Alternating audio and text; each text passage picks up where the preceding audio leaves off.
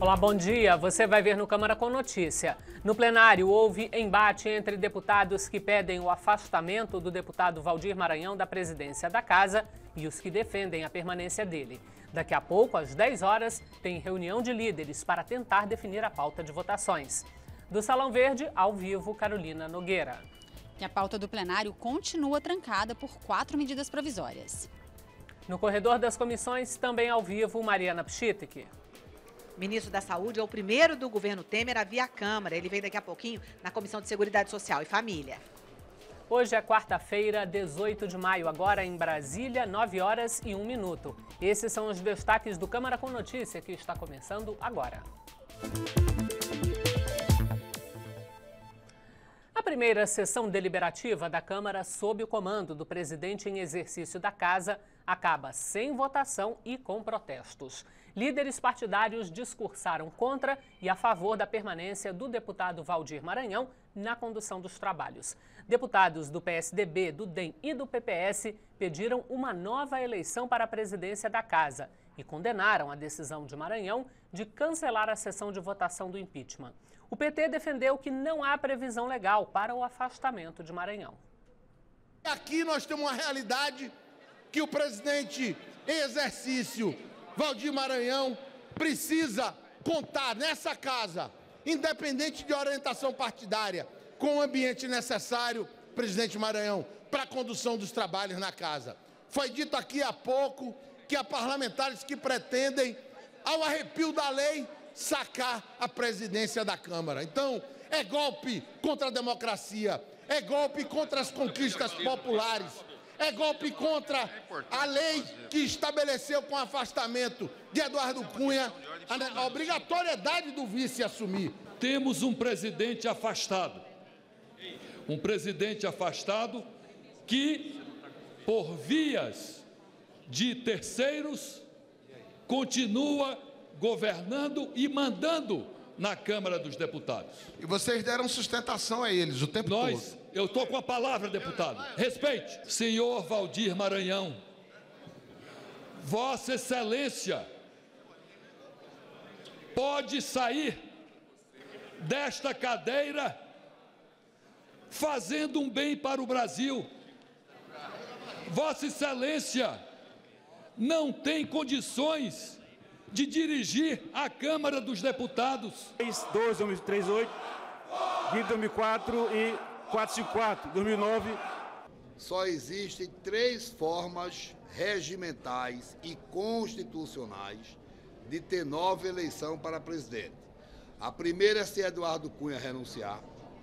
A segunda é se o Conselho de Ética caçar Eduardo Cunha. E a terceira é se Valdir Maranhão renunciar. Não há renúncia, nós temos que trabalhar pelo Brasil. A pauta está sobrestada, temos que caminhar debates que resolvam as questões fundamentais do país. Como você vai conviver com esses dias de... Mas é da democracia. Bom, sem as votações no plenário da Câmara, deputados aliados ao governo federal aproveitaram para conversar com o presidente interino no Palácio do Planalto. A reunião no Palácio do Planalto juntou líderes de partidos que são aliados ao governo interino de Michel Temer. Na entrevista coletiva após a conversa, os líderes disseram que o presidente em exercício pediu agilidade ao legislativo, embora sem se estender quanto à pauta que interessa aos novos ocupantes do Palácio do Planalto. Assim como o governo tem a necessidade de ser ágil em demandar essas medidas, o Congresso também tem que reagir na mesma velocidade para que o país possa atravessar esse período de dificuldade que nós estamos vivendo. A mensagem ao Congresso foi reforçada por Gedel Vieira Lima, que ocupa a Secretaria de Governo da gestão Temer. O presidente da República primeiro fez uma manifestação do seu apreço ao Congresso Nacional e do desejo claro de governar de mãos dadas com o Congresso Nacional. Pediu também aos líderes que agilizassem a votação das medidas provisórias que lá estão travando a pauta, trancando a pauta, até porque no decorrer desses dias nós teremos que apreciar algo de extrema importância, que é a questão da revisão da meta fiscal. O deputado Jovair Arantes explicou como este trabalho poderá ser feito mesmo em meio às indefinições políticas sobre o comando da Câmara. Nós vamos atuar com o regimento nas mãos. nós temos líderes experientes, capazes de tocar, evidentemente, esse momento importante da política nacional e que é tão esperado pela sociedade brasileira, com serenidade e sem nenhum atropelo. O Valdir Maranhão é o vice-presidente da Casa e ele certamente também vai querer contribuir com o processo de tal sorte que não crie maiores problemas. 9h06 em Brasília. Vamos ao vivo ao Salão Verde conversar com a repórter Carolina Nogueira. Carol, para hoje deve haver votação em plenário ou tudo vai depender dessa reunião de líderes marcada para daqui a pouco às 10 da manhã? Bom dia. Bom dia, Cláudia. Claro, depende dessa reunião de líderes, até porque a casa ainda está em clima de readequação depois de tantas mudanças recentes. A sessão do plenário de ontem foi tensa, sem votação. A gente viu na matéria grande parte dos líderes aqui da casa passaram o dia ontem em reunião no Palácio do Planalto. Dentro dessa pauta da reunião foi discutido também a liderança do governo aqui na Câmara dos Deputados. Esses deputados levaram a indicação do nome do deputado André Moura, apoiado, segundo eles, por mais de 300 deputados. Mas, segundo informações de hoje de manhã do Palácio do Planalto e do próprio gabinete do deputado André Moura, essa definição, esse nome, essa confirmação ainda não está definida. A gente conversa sobre todos esses assuntos a partir de agora com o deputado Carlos Marum, que é do PMDB do Mato Grosso do Sul, e o deputado Givaldo Vieira, que é do PT do Espírito Santo. A gente começa, deputado Marum, já tem alguma definição então, sobre essa questão do nome do novo líder? Por que essa definição é tão importante? Essa definição é importante porque, efetivamente, o líder escolhido pelo governo vai ser o condutor desse processo de discussão e aprovação das medidas que o governo entender necessário para poder conduzir o país. Então, é um cargo de extrema, é uma função de extrema importância. O PMDB não tem partido nesse processo, não tem o seu candidato favorito. O PMDB entende que aquele que for escolhido pelo presidente da República é quem deverá exercer esse papel e terá o apoio do PMDB. E nós desejamos aí só que entre hoje e amanhã, nessa semana, seja definido esse líder para que nós possamos, na semana que vem, já darmos sequência a esse trabalho tão importante de recuperação do país. A informação que nós temos é que não existe ainda a confirmação do Palácio do Planalto, do presidente Temer, em relação a essa escolha. Deputado Givaldo Vieira, um outro nome aventado, além do nome do deputado André Moura, é o nome do deputado Rodrigo Maia, do Democratas. O que muda no cenário, na relação aqui com a Câmara, ser um deputado ou outro? Olha, qualquer que seja o líder escolhido para o governo, será líder provisório de um governo provisório. O que nós identificamos é que o Eduardo Cunha continua mandando na Câmara e mandando no governo. Ele é o principal sócio do Temer na aplicação do golpe. Tem integrantes indicados por ele no governo, inclusive o seu advogado está lá nomeado num posto importante do governo e deve indicar o líder na Câmara. Portanto, demonstrando que o Eduardo Cunha é o grande sócio do Temer nesse golpe que foi colocado no país. E grupo este que colocou o Brasil numa imensa crise institucional. Basta ver o que está acontecendo com a Câmara e o que está acontecendo com a imagem do Brasil no exterior, porque o golpe hoje é visto por todos no mundo e lamentado para uma democracia como o Brasil. Deputado Marum, o senhor vê possibilidade de retomada de votação agora, hoje ainda, pelo menos as medidas provisórias? Alguma coisa deve avançar hoje ainda? O ideal seria que hoje nós conseguíssemos avançar alguma coisa. É claro que o presidente Valdir Maranhão, ao ingressar na conspiração contra o impeachment, com aquela decisão esdrúxula e absurda, atendendo os apelos do advogado-geral da União, do governador do Maranhão, Flávio Dino, e até de colegas aqui da casa, ele perdeu aquela condição de bem tocar esse processo. Talvez eu recupere. Hoje temos uma reunião de líderes, é possível que ali ele consiga estabelecer um modo de convivência que permita que, pelo menos em relação a essas medidas provisórias que estão trancando a pauta, nós possamos avançar. É esse o nosso desejo. O governo quer que as coisas andem. Tá? É um governo que vai ter 2 anos e meio, não existe...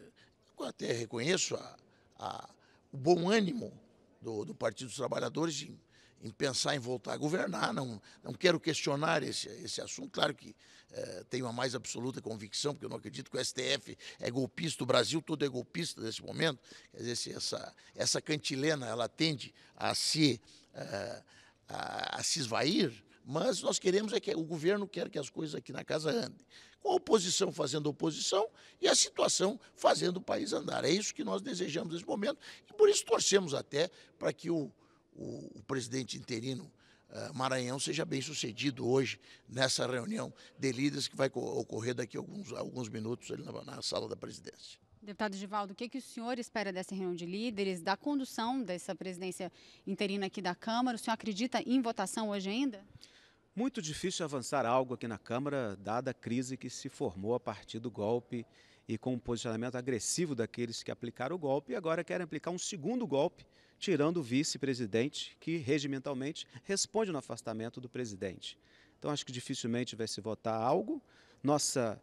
Em relação ao PT, nós somos oposição a esse governo golpista, vamos cumprir o nosso papel crítico em relação a esse governo. Enquanto a situação vai baixar a cabeça, nós vamos denunciar todos esses absurdos que estão sendo feitos no país, como esse absurdo em relação à cultura, que está sendo repercutido em todo o país e no mundo, fechar o Ministério da Cultura, uma reação intensa, nomes de corruptos no primeiro escalão, decisões que toma-se de manhã e refaz à tarde, quer dizer, um governo atrapalhado e que nós vamos cumprir a nossa missão de fazer uma oposição dedicada e uma oposição que mostre ao Brasil que esse governo, além de golpista e provisório, não tem a menor condição de governar o país nesses dias que se seguem. Uma última pergunta rapidinho para os dois deputados para encerrar. Ontem a Comissão Mista de Orçamento conseguiu eleger o seu presidente, agora tem essa análise da meta fiscal. Qual que é a expectativa de vocês para a análise da meta fiscal, que é uma prioridade absoluta do governo Temer? A nossa prioridade é que as coisas andem. Foi escolhido, foi eleito, existe uma comissão de orçamento, escolheu para presidi-la o deputado Lira, e o que nós queremos é que as coisas avancem.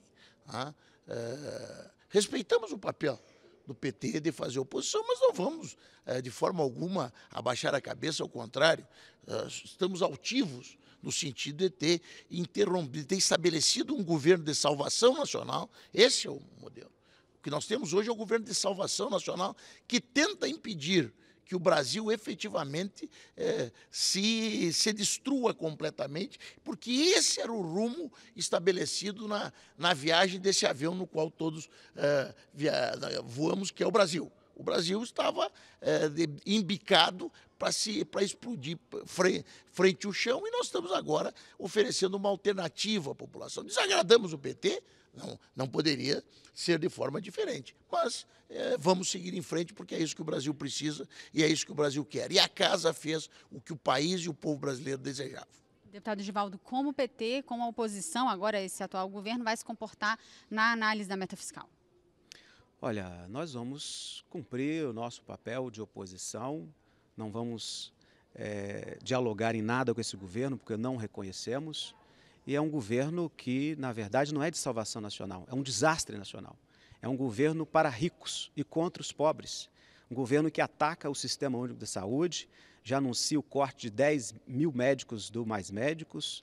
É um governo que vai atacar os benefícios da aposentadoria para os mais pequenos. Já fala em proibir o aumento automático do salário mínimo. Portanto, um desastre para os brasileiros, os milhões de brasileiros mais sofridos que nos últimos anos conseguiram emancipar e ter oportunidades. É um governo do desastre nacional. Deputado Givaldo, muito obrigada pela participação. Deputado Marum, também bom dia para vocês. A gente volta ao estúdio com a Cláudia. 9h14. Agora nós vamos ao vivo conversar com a repórter Mariana Pchitic, que está no corredor das comissões.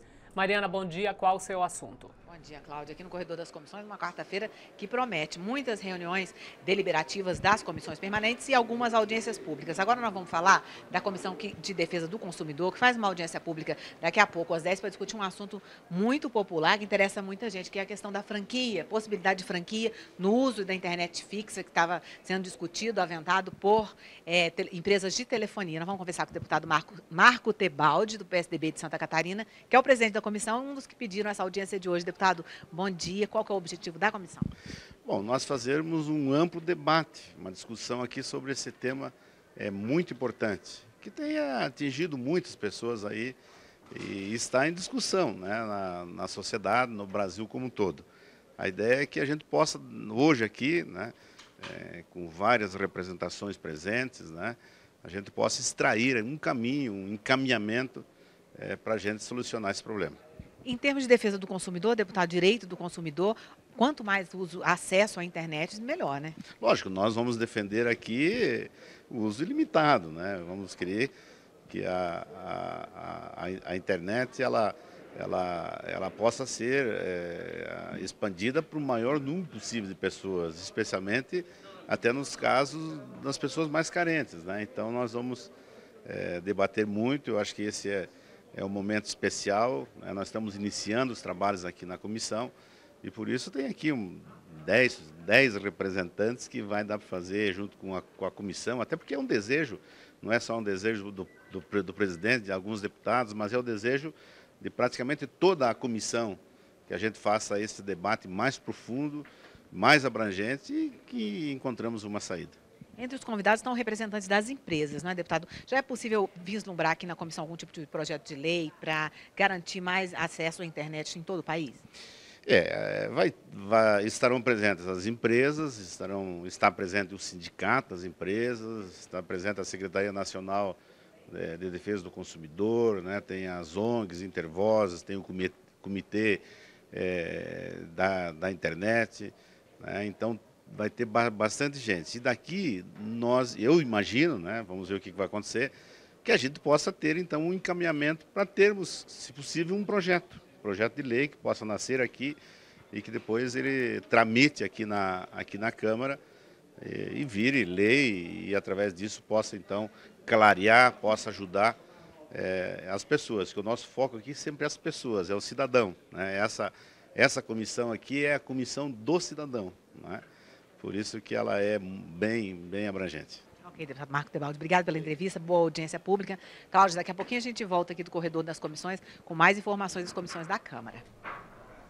O Conselho de Ética ouviu mais um advogado como testemunha de defesa do presidente afastado da Câmara, Eduardo Cunha. Tadeu Chiara defendeu a tese de que o parlamentar suspenso do mandato pelo Supremo Tribunal Federal não tem contas na Suíça. O advogado sustentou que Eduardo Cunha seria apenas beneficiado pelos recursos depositados em contas naquele país por meio de organizações empresariais chamadas de trust. Durante a reunião, Chiara explicou que o trust se forma pela contratação de um administrador, chamado de trustee, que será o responsável pela gestão dos recursos disponibilizados pelo contratante. O advogado, que é especialista em direito econômico, disse que esse administrador é que abre contas para alocar os recursos, sendo que o contratante poderá ser, no máximo, escolhido como beneficiário. Dessa forma, Eduardo Cunha não seria dono das contas na Suíça, mas sim usufrutuário. É impossível o trust ser passível de qualquer declaração no país. Por quê? Insistimos. É um contrato pessoal. Ainda que quem o organize tenha a qualidade de beneficiário, ele não tem nada a declarar. Por que não tem nada a declarar? Porque ele não tem a titularidade. O deputado Sandro Alex não ficou convencido das explicações. Para ele, o trustee é apenas um gestor dos recursos, que ao fim são de propriedade de Eduardo Cunha. Hoje eu ouvi uma frase interessante. Trust não é conta. Se foi aberta, foi pelo trustee. E se foi aberta, não pode ser declarada. A frase deveria ser: trust não é conta. Se foi aberta, foi pelo trustee. E se foi aberta, não pode ser declarada, e se alguém é culpado, é o Conselho de Ética. O relator do processo, o deputado Marcos Rogério, considerou o depoimento importante. Ele afirma que terceiros podem fazer doações às trusts. E isso é importante, é relevante, por quê? Porque no conjunto das provas encaminhadas ao Conselho de Ética pelo Supremo Tribunal Federal, há informações de que teriam sido feitos repasses, depósitos em contas atribuídas ao deputado Eduardo Cunha. Chiara foi o último colaborador a falar no Conselho de Ética na representação contra o deputado Eduardo Cunha.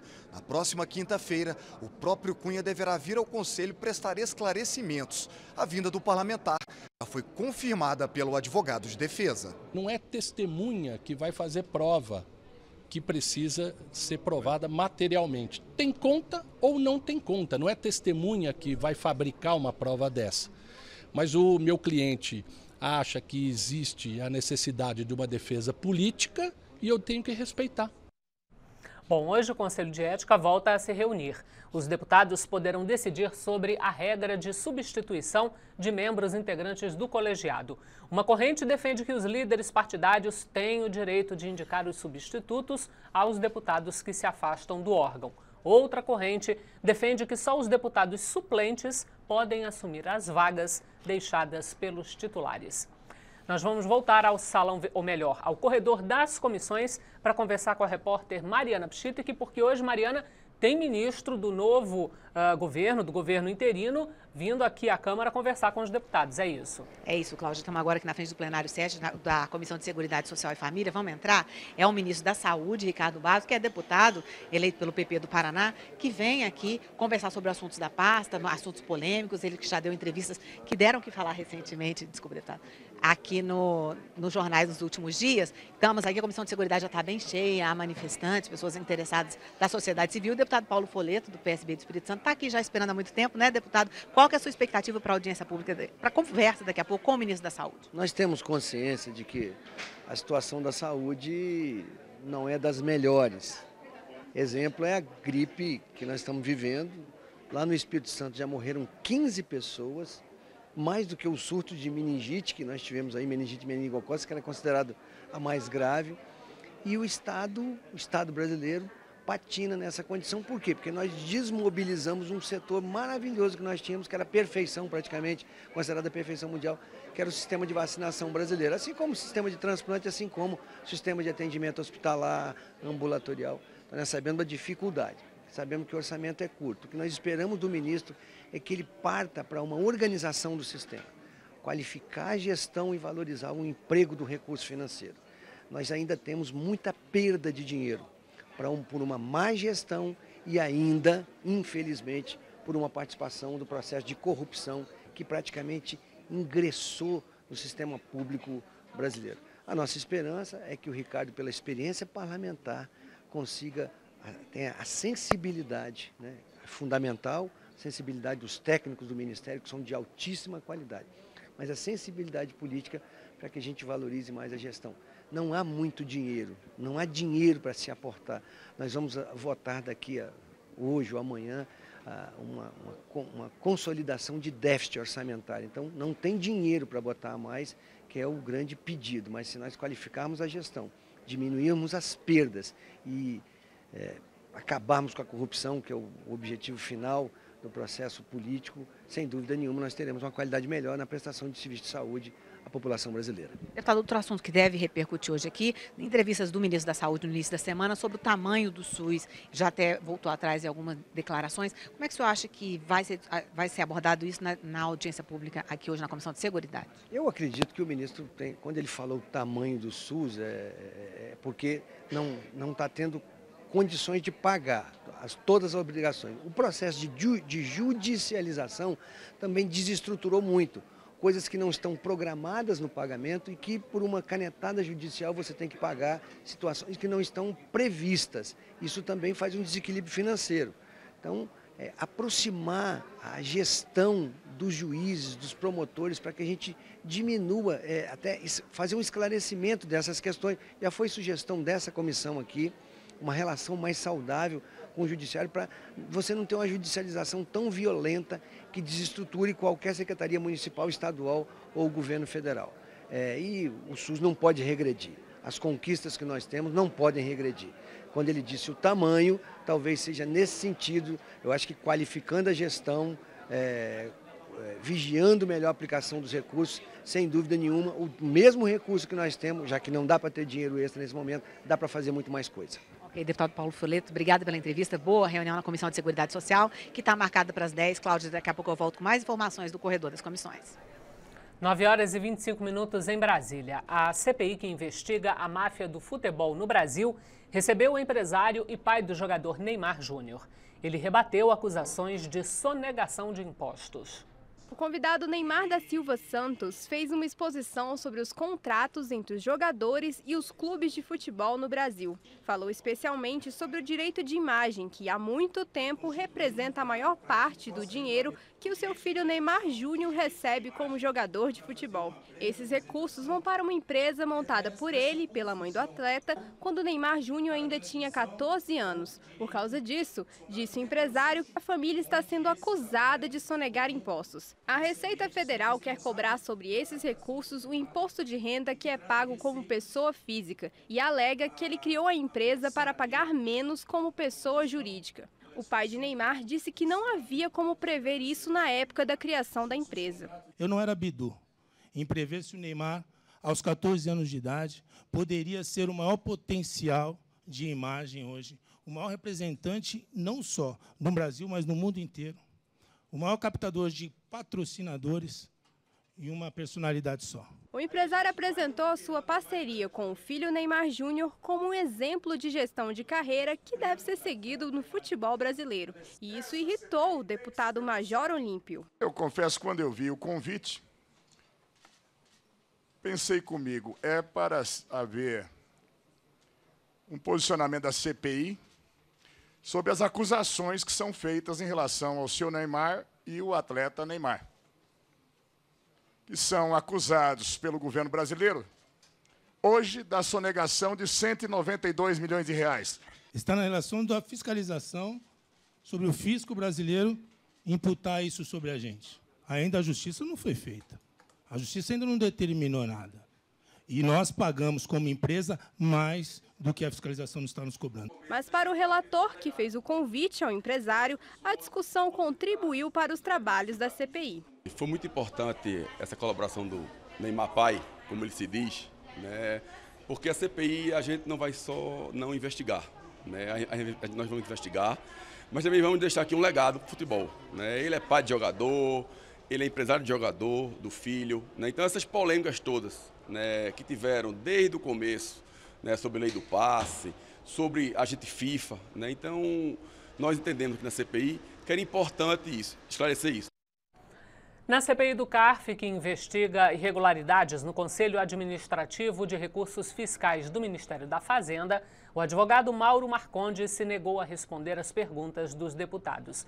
Ele tinha autorização da Justiça para ficar calado, mas chegou a sugerir a criação de uma CPI para investigar a atuação de lobistas aqui no Congresso Nacional. Marcondes foi vice-presidente da Anfávia, a Associação Nacional dos Fabricantes de Veículos Automotores.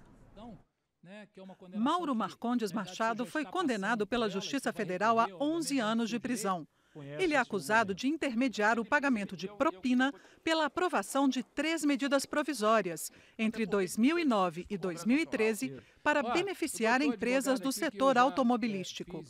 Marcondes compareceu à CPI do CARF com um habeas corpus para ficar em silêncio. Mesmo assim, deputados resolveram fazer perguntas. Você acha normal contratar o filho do ex-presidente Lula, que não tem nada a ver com a atividade que o senhor vinha prestando, e pagar 2,5 milhões de reais aproximadamente a ele, mais um pouquinho até? Eu gostaria muito de responder, mas por orientação do meu advogado, devo permanecer calado. Diante do silêncio, deputados defenderam que a CPI deve investir na análise de documentos e quebras de sigilo. O deputado Isalci sugeriu delações premiadas para incentivar os depoimentos. A reunião acabou virando um debate sobre uma possível regulação da atuação de lobistas.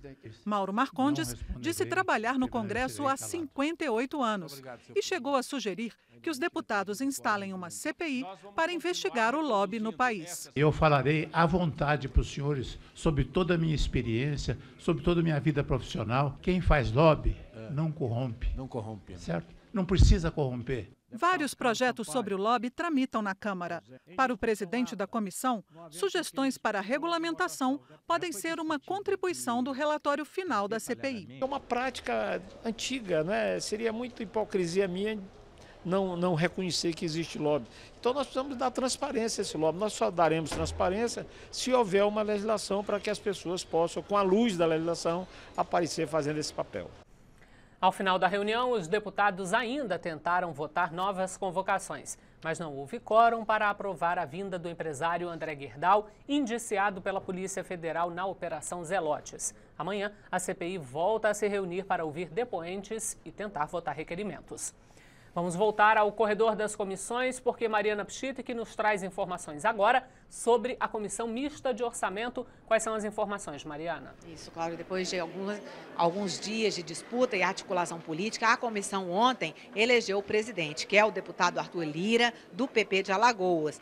O nome dele foi confirmado depois de semanas de negociação entre alguns partidos. Pelo acordo, o deputado Sérgio Souza, que é do PMDB do Paraná, que disputava a presidência também, ficou com a segunda vice-presidência. O deputado Arthur Lira, presidente, então, novo presidente da Comissão Mista de Orçamento, anunciou que vai indicar ainda hoje o relator do projeto PLN 1 de 2016, que altera a meta de resultado primário de 2016, saindo de um superávit de 24 bilhões para o governo federal para um déficit de até 96 bilhões de reais. Esse projeto é considerado prioritário pelo governo Michel Temer. E hoje também os líderes da CMO devem se reunir para discutir a votação desse projeto e também devem analisar a indicação de relatores deste ano para os projetos orçamentários, como a Lei de Diretrizes Orçamentárias, que já está aqui na Câmara, o relator geral do orçamento e relatores setoriais. Os nomes devem ser indicados na Comissão Mista de Orçamento até o dia 24. Cláudia. Você já viu nesta edição do Câmara com Notícia. Daqui a pouco, às 10 horas, tem reunião de líderes para tentar definir a pauta de votações. Ontem, no plenário, houve embate entre deputados que pedem o afastamento do deputado Valdir Maranhão da presidência da Casa e os que defendem a permanência dele. São 9 horas e 32 minutos em Brasília. Você vai ver depois do intervalo, ao vivo, as últimas informações direto do Salão Verde e do Corredor das Comissões. E mais. Comissão Especial debateu a proposta para unir as polícias civil e militar. O tema ainda divide a opinião de especialistas e deputados.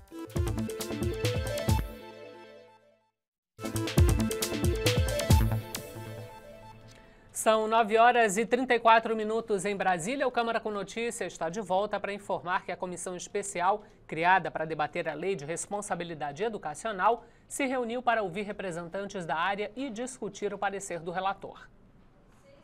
O relatório aponta os fatores que deverão levar a uma educação pública de qualidade e indica a fonte dos recursos financeiros para que esses fatores sejam implementados. Além disso, propõe a prestação de assistência técnica para o município ou o estado que não tenha corpo técnico capaz de implementar essas ações. E, por fim, responsabiliza o gestor público pelo resultado ao final de sua administração. Durante a audiência, os convidados se mostraram preocupados com o método previsto para fazer a avaliação dos gestores públicos, baseado apenas no indicador de desempenho dos alunos. É muito complicado você querer avaliar um gestor público, seja ele um governador ou seja ele um prefeito, pelo resultado do processo de ensino-aprendizagem do aluno que acontece lá na sala de aula. O processo de ensino-aprendizagem é algo complexo, que nós temos várias variáveis, fatores, tanto de natureza interna como externa, que interferem no processo de ensino e nos resultados de aprendizagem do aluno. O gestor, ele pode e deve ser responsabilizado pela má gestão e pela má política pública educacional. Mas, para isso, nós precisamos ter elementos concretos que sejam capazes de aferir, de fato, se a responsabilidade pelaquela queda ou insucesso for, de fato, ocasionado pelo gestor público. O relator da comissão considera fundamental responsabilizar os gestores públicos, mas atento às colocações dos convidados, afirmou que irá analisar as sugestões. Não é possível que o gestor público, tendo os insumos necessários para uma educação pública de qualidade, os recursos financeiros para a aquisição desses insumos, a assistência técnica, que ao final da sua administração a educação básica não tem a qualidade necessária que as crianças brasileiras precisam. Nós vamos sentar com a consultoria técnica e com os deputados da comissão, discutir as sugestões desta última audiência e apresentar o relatório final na quinta-feira. O relatório final da comissão deve ser votado amanhã. E outra comissão especial da Câmara debateu em audiência pública a criação de uma polícia única no Brasil. A proposta seria unir as corporações civis e militares, mas o tema ainda divide a opinião de especialistas e deputados. A principal meta da comissão especial é avaliar a possibilidade de unificar estas polícias para melhorar a qualidade da segurança pública no Brasil e conter a violência. Para tanto, a comissão tem feito um mapeamento das semelhanças e das diferenças entre as culturas corporativas e entre as áreas de atuação e os métodos das polícias civis e militares. Durante a audiência, o coordenador do Centro de Estudos e Criminalidade de Segurança Pública da Universidade Federal de Minas Gerais, Cláudio Beato, criticou a divisão entre essas polícias e afirmou que o conjunto do sistema de segurança pública no Brasil, incluindo as polícias e o judiciário, dificulta a eficácia e facilita a impunidade. Ele alertou também para o fato de existir uma forte resistência corporativista contra a unificação das duas forças, mas frisou a importância de vencer esta resistência e realizar uma transformação no sistema de segurança público brasileiro, a começar justamente por uma polícia única. Do jeito que está difícil, porque o que nós estamos observando aí é um baixíssimo grau de efetividade em relação à forma distanciada de trabalhar das polícias e também desarticulada em relação ao próprio sistema de justiça. Nós acabamos chegando a um paradoxo, nós temos duas organizações que somadas não dão uma. Temos que começar a discutir isso dentro de uma perspectiva mais ampla e principalmente nos despir um pouco do corporativismo que prevalece muito nesse tipo de discussão. O relator da comissão especial destacou a importância de dar o primeiro passo e criar um sistema que atenda às necessidades da sociedade. A Comissão Especial de Estudo da Unificação, ela é mais abrangente do que se pode imaginar. Não podemos falar apenas em unificação. Temos que falar em um modelo que atenda à necessidade da sociedade. Nós temos que ter medidas efetivas. Temos que dar o primeiro passo, sem paixão, sem corporativismo, pensando única e exclusivamente no bem da nossa sociedade. Qual deve ser o papel da Petrobras na exploração do pré-sal? O atual modelo garante que a estatal seja a única operadora, embora outras empresas possam participar como sócias. Um projeto já aprovado pelo Senado propõe acabar com essa obrigação. Quando o tema é pré-sal, os números chegam fácil, na casa dos bilhões. A estimativa da Universidade Estadual do Rio de Janeiro é que ele possa conter até 176 bilhões de barris de petróleo. É o suficiente para abastecer sozinho o mundo inteiro por 5 anos. Mas para isso seria preciso investir um valor também astronômico, aproximadamente 500 bilhões de dólares nos próximos 15 anos. O que o Congresso discute é se a Petrobras vai ser capaz de fazer isso. O Senado já decidiu que não. O projeto agora está na Câmara com uma ideia bem simples. A estatal não seria mais uma parceira obrigatória na exploração de todos os poços. Ela decidiria quando quer ou não participar. Na Câmara, uma comissão especial debate o tema. Nesta terça-feira, a comissão ouviu 2 convidados com 2 posições bem diferentes. Paulo Metri é contra a mudança. Serviços de engenharia, geração de emprego, tudo isso depende da operadora. Por vários aspectos positivos que ela tem demonstrado e que necessariamente a empresa estrangeira não irá demonstrar, a empresa estrangeira já está há 17 anos no Brasil, não comprou uma plataforma aqui. Já poderia ter comprado. Por que não comprou? Eloy é representante da indústria do petróleo e é a favor da mudança. Todo mundo defende a Petrobras. A questão é que ela não tem condições realmente de colocar todos os recursos necessários para os investimentos para que o desenvolvimento possa acontecer na sua plenitude, em cima do potencial que a gente tem. A diferença de visões se reproduz também entre os deputados. Nós temos no Brasil uma jazida descoberta, adormecida no fundo do mar. Precisa ser explorada. Qual o mal que tem de outras empresas também explorarem? Tendo a Petrobras, inclusive, a primazia de escolher se vai ou não vai participar ou não daquela intervenção. A experiência do desenvolvimento da indústria de petróleo no mundo é assim. Onde tem áreas estratégicas, os países controlam a produção. É assim, em 90% das reservas de petróleo no mundo são controladas por empresas estatais, porque o petróleo não é um produto qualquer. O petróleo é o principal mecanismo de movimentação dos veículos, dos meios de transporte no mundo e da produção ainda industrial. A discussão aí não é só técnica. A solução vai ser política. No voto, a comissão vai decidir o que fazer. Os deputados também aprovaram um convite para que o ministro da Defesa e o comandante da Marinha venham à comissão especial. Os deputados querem discutir como a mudança legal pode afetar a fiscalização do pré-sal. A Frente Parlamentar em Defesa do Trânsito Seguro realizou seminários sobre ações de redução da violência no trânsito. O evento faz parte do Maio Amarelo, movimento que chama a atenção para o alto índice de mortes e feridos no trânsito em todo o mundo.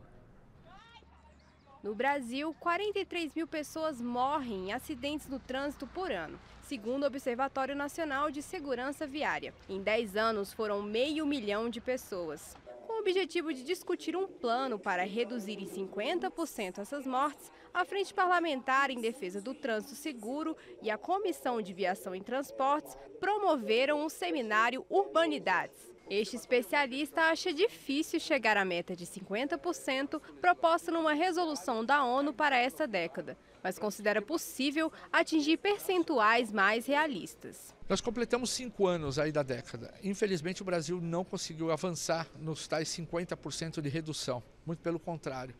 Mas a gente acredita que é possível acelerar esses 5 últimos anos. Pelo menos mostrar para a sociedade uma curva de tendência. Que a gente não chegue daqui 5 anos com 50%, mas que a gente chega lá com uns 30%, 35%, mostrando que nós estamos no caminho certo. Por ano, o DPVAT paga 54 mil indenizações. O diretor da companhia responsável por esse seguro que cobre acidentes de trânsito lembra que o aumento da frota de motos agravou o problema. Tem alguns estados do Nordeste, por exemplo, que a frota de motocicleta chega a ser superior à frota de automóveis. Então, são regiões em que você pode observar, acho que em função até da falta de transporte público de qualidade, motocicletas sendo conduzidas por um indivíduo com a família inteira. Então, um acidente, por menor que seja, com uma criança ou até mesmo um adulto sem os equipamentos de segurança, leva a algum tipo de lesão que pode ser perpetuada. O deputado Hugo Leal pede que as causas dos acidentes de trânsito sejam investigadas com rigor. Essa investigação precisa ser levada a sério. As pessoas ainda não compreenderam a dimensão do que é essas vidas que estão morrendo no trânsito. Além do impacto social, emocional, há um impacto também econômico nessas circunstâncias. Será que nós temos que passar por mais tragédias para poder entender essa lógica?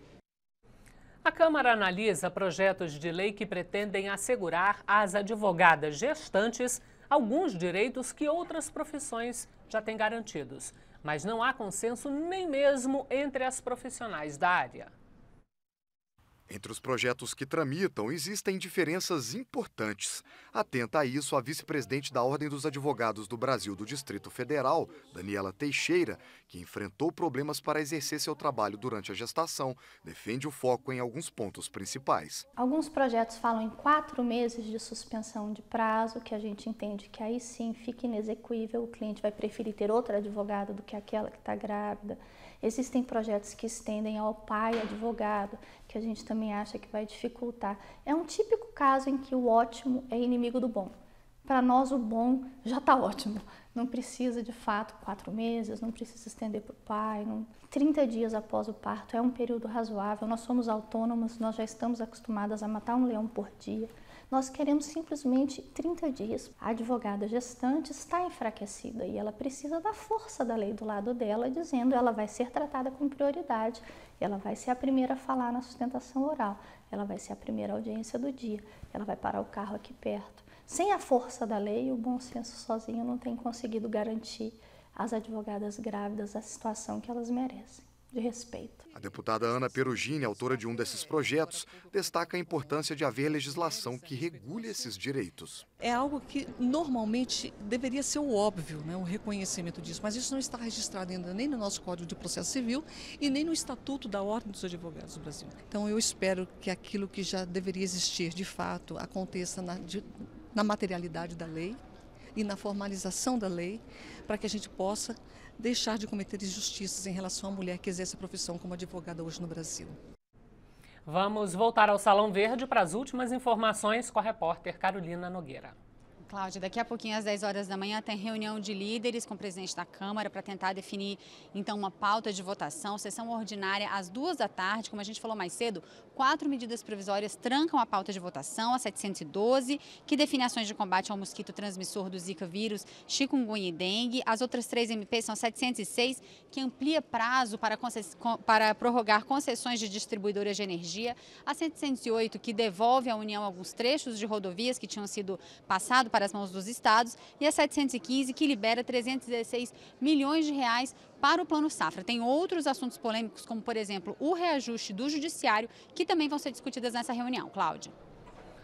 E para encerrar, as informações ao vivo do Corredor das Comissões com a Mariana Pschitek. Mariana. Cláudia, que o corredor já está bem movimentado, está para começar na audiência na Comissão de Seguridade Social e Família, a conversa com o ministro da Saúde, Ricardo Barros. Também está para começar a audiência pública sobre franquia para a internet fixa no Brasil. Agora eu vou trazer um destaque da tarde nas comissões, porque agora, além dessas audiências, o que tem é votação de requerimento, audiências, reuniões ordinárias das comissões permanentes. À tarde, está prevista uma audiência pública polêmica, a Comissão Especial da Câmara, que estuda alterações no Código de Trânsito, vai debater o transporte individual, público e privado de passageiros. Em resumo, a discussão vai se girar em torno do Uber. Os taxistas alegam que esse aplicativo é uma prática ilegal do serviço de táxi. Já a empresa, por sua vez, diz oferecer forma diferente de transporte, que ajuda a diminuir o trânsito e gerar renda para as pessoas. Então, esse assunto polêmico, o Uber, que tem movimentado não só o Brasil, mas o mundo, vai estar em destaque aqui no Corredor das Comissões hoje à tarde. Cláudia.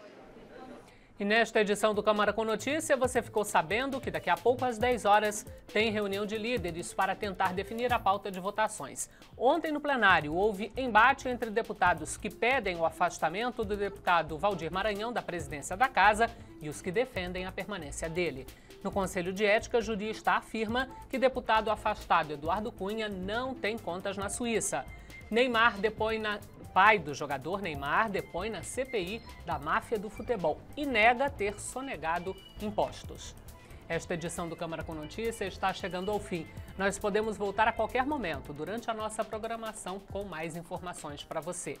Hoje é quarta-feira, dia 18 de maio. Neste momento em Brasília, 9 horas e 48 minutos. Para você, um ótimo dia.